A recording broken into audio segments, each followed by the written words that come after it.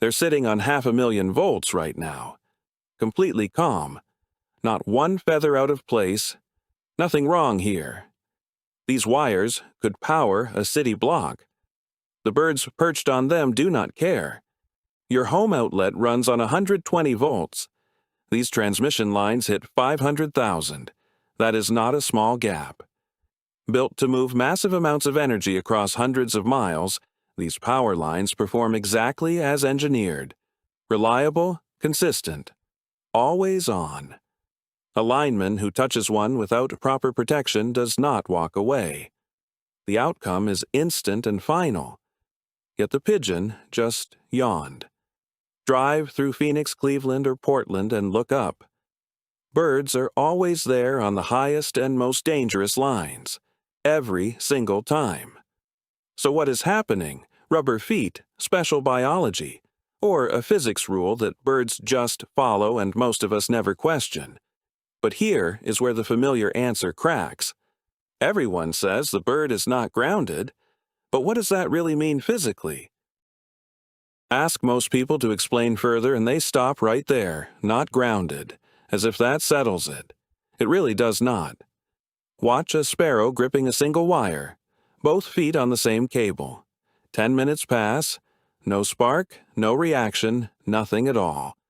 Put 30 sparrows on the same wire, still nothing. Does not matter how many. The wire keeps humming, indifferent to them all. Watch them take off and land again. No discharge, no pop, no flash. Looks less like a lethal wire than a bus stop. Now picture the scenario changing.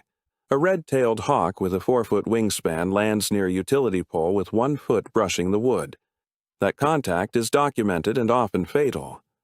Large, wading birds in the American South rank among the most recorded power line casualties.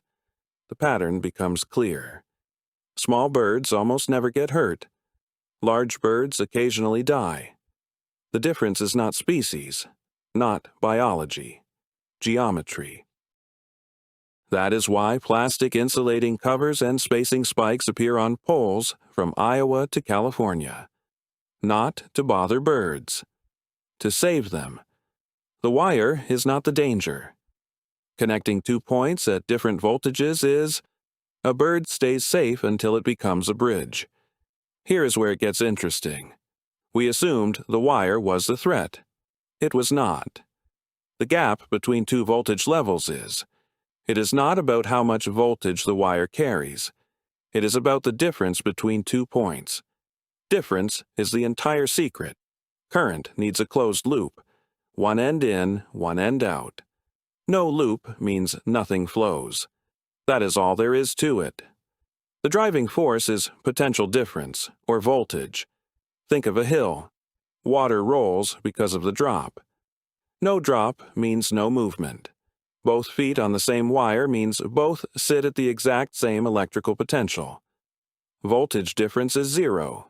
No slope, no flow. Copper conducts thousands of times better than a bird's body. Electrons find no useful path through the bird and continue down the cable. In 1856, an Ohio cultivator-writer asked if a telegraph wire bird could actually hear messages passing through its feet below. That piece was one of the first times Americans grasped that electricity could be touched safely. Birds had proved it for years already. Instruments near these lines pick up a tiny real current through a bird body, even when no closed circuit exists at all. The wire creates an alternating electromagnetic field. Inside it, the bird acts like a capacitor, storing and releasing charge with each AC cycle. Different models describe the wire in completely different ways. None fully agree. Which is right? Depends on what you choose to measure. No circuit, no current works most of the time. But it cannot explain every fatality and it ignores the surrounding electromagnetic field completely. Model 1. Same wire, same potential, 0 voltage, 0 body current. Bird is part of the wire. Works in most everyday cases.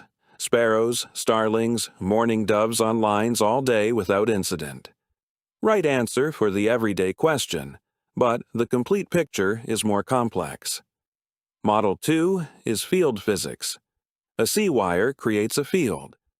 Bodies inside experience small induced currents even without touching any second conductor. Harmless to a sparrow because the numbers stay too small.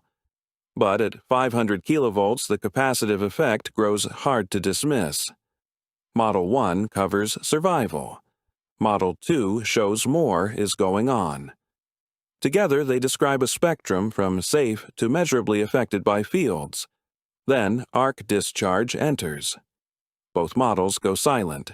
Electricity jumps through air at extreme voltage, confirmed in large bird deaths with no second contact.